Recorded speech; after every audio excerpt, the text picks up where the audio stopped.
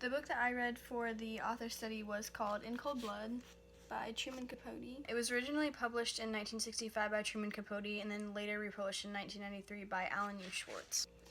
It was about 343 pages, so that might seem long, but when you're actually reading it, it doesn't seem like it's taking a long time to read, just because of how interesting it is and how Capote really, describes everything really well. That way you can actually picture it in your head, and it helps you just keep along and stay with the book and want to read more and want to keep reading and find out everything that happens.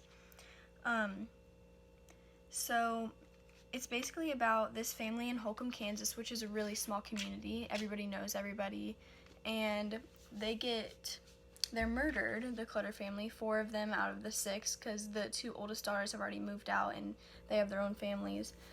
And the murder happened in 1959, and it was by these 2 men. I'm not spoiling anything because it gives it away in the beginning of the book, but their names are Dick and Perry.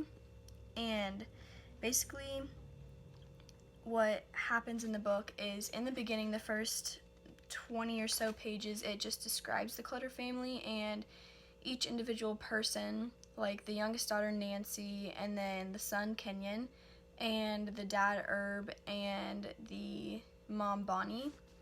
And the way that Capote describes them and tells you what their hobbies are and how much they're passionate about, one thing that they're all passionate about is religion. They really value that, and they never miss church on Sunday. And I think just being able to read into everything that they know and they love and they value, and it just made me feel like I knew them, so that when they actually were murdered, it made it more emotional, and it just made it a better experience reading the book when it described all of them in the beginning. So that was probably the most memorable part. Other than that, basically what happens towards the middle and end of the book is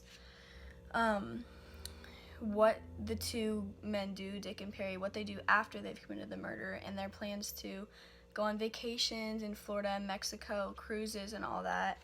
And it gives you backstories on both of their lives, so you get more intake on them as people rather than just seeing them as killers, which I don't know if that's something you'd want to do, but you get to learn more about them and how they grew up and maybe what their childhood consisted of, which maybe caused how they are today.